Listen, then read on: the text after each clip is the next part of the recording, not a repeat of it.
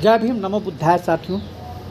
आज मैं बहुत ही सेंसिटिव मसला खास करके ये बताना चाहता हूँ कि पिछड़े दलितों, अल्पसंख्यकों, आदिवासियों जाते भाजपा का खेल है मनुस्मृति के आधार पर देश में शासन करना।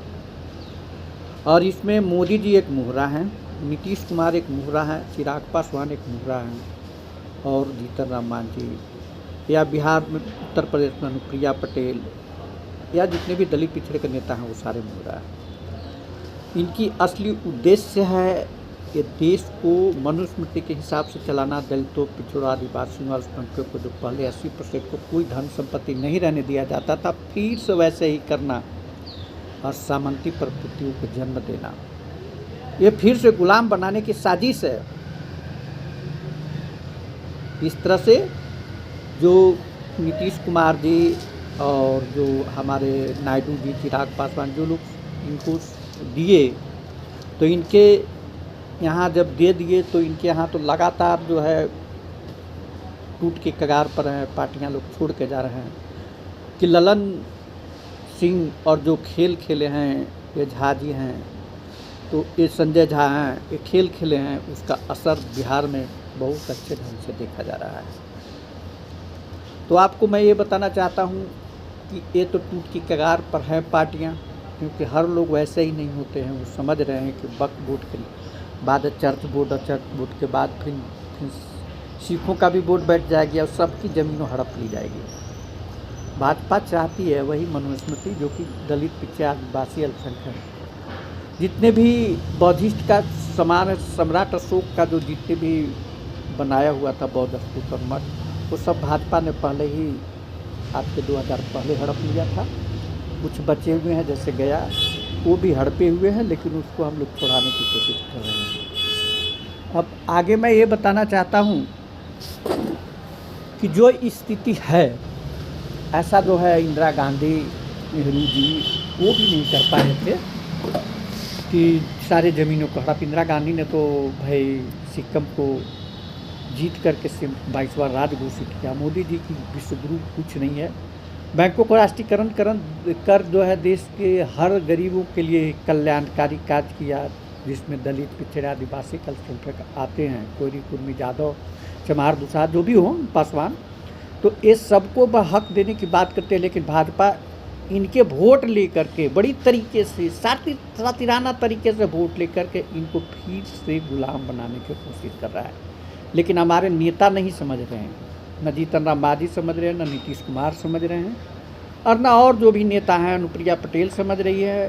भाजपा वाले तो उनके पिता को मरवा भी दिया था, लेकिन वो भी नहीं समझ रहे हैं। तो वो जो है लगातार, अभी प्रज्ञा मिश्रा ने एक रिपोर्ट दिया कि वक्फ बोर्ड के बाद चर्च के पास कितनी संपत्ति है। हमारे चर्च जो है पहले जो भी क्रिश्चियन बन गए थे हमारे आदिवासी भाई, ज़्यादातर क्रिश्चियन आदिवासी ही बने थे जिनके पास कुछ संपत्ति होगी।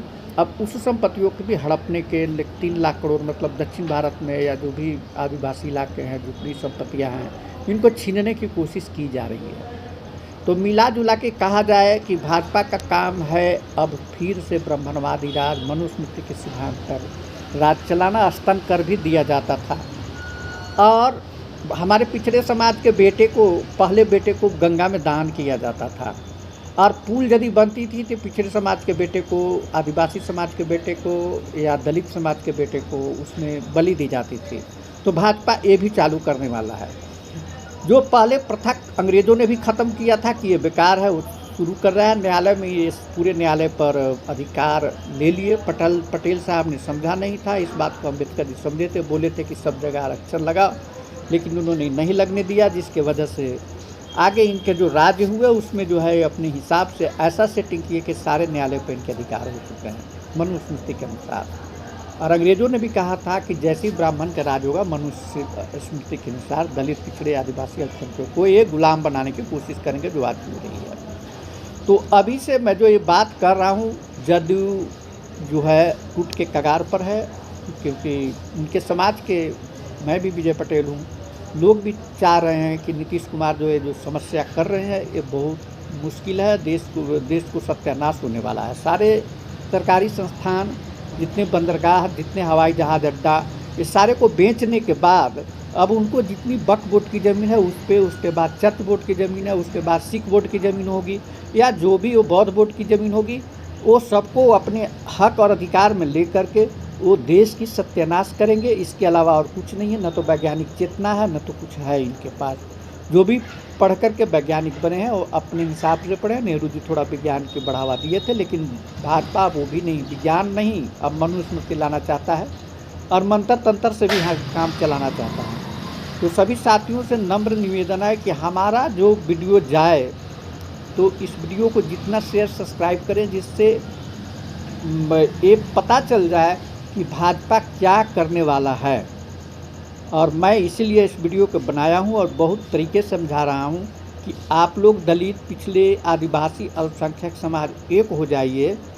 और जहाँ तक कि राजपूत भाई कभी मैं कहता हूँ, कहीं राजपूत भाई का जो थोड़ा बहुत जागीरदारें थी वो तो छीन ली गई हैं, और जो मंदिर इन्होंने बनवाया था, मंदिर पर सिर्फ जो है भाजपा ब्राह्मणों की कब्जे दे करके मनुस्मृति के अनुसार से काम कर रहा है। मोदी जी सिर्फ कुछ खास संतों के द्वारा जो है देश को चलाना चाहते हैं। तो इसमें जो है देश पूर्णतः गुलाम हो जाएगा। अब एक ऐसा समय आएगा कि जिस समय पृथ्वीराज चौहान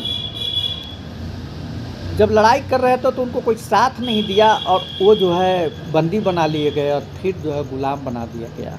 तो कहीं ऐसा ही नहीं हो कि इनके खेल में भारत फिर से गुलामी की ओर बढ़े।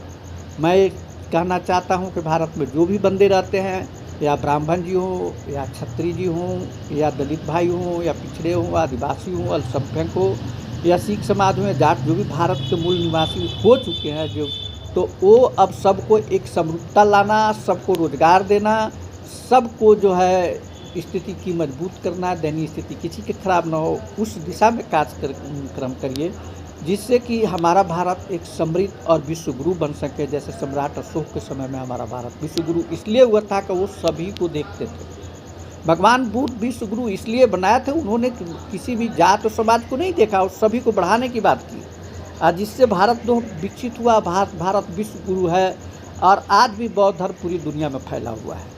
ये भारत की ही देन था। लेकिन ब्राह्मणवाद कहीं नहीं फैला। क्यों नहीं फैला? बुद्धवाद क्यों फैल गया पूरे दुनिया में? इसलिए कि बुद्ध समानता के अधिकार को लागू किए और सबके अधिकार, सबको रोजगार देने की बात किए। लेकिन ये ब्राह्मणवाद गुलामी के अधिकार लागू किए, दलित, पिछड़ों, अल्पसंख्यक के आदिवासियों के स्तन कर तक लिए हैं, ये प्रमाण है। और इनके सारे हक और अधिकार छीन लिए हैं, ये प्रमाण है। और गरीबी के कगार पर ला दिए हैं, प्रमाण है। तो इनकी फिर प्रामाणिकता उजागर हो रही है। और जब ये मैं एक और बात बोलना चाहता हूँ कि जिस तरह से ये खोज रहे हैं कि द्वारिका नगरी कहाँ है, तो दिल्ली में भी तो एक नगरी कृष्ण ने उस समय बनाया था, तो वही नगर खोज के दिखा दो ना। अब बताओ कि हाँ इसमें जो है कृष्ण के समय ये गीता पुराण की चीज़ें लिखी हुई है संस्कृत में, कुछ नहीं मिलेगा इन्हें। जो भी मिलेंगे अशोक का भारत मिल रहा है, ब्राह्मी लिपि में, प्राकृत और पाली लिपि में बातें मिल रही है। तो इन्हीं शब्दों के साथ मैं अपना वक्तव्य समाप्त करता हूँ। जय भीम, नमो बुद्धाय। हमारे इसको जो है चैनल को ज़्यादा से ज़्यादा शेयर सब्सक्राइब कीजिए, जिससे कि पता चले कि वास्तविक चीज़ें क्या है।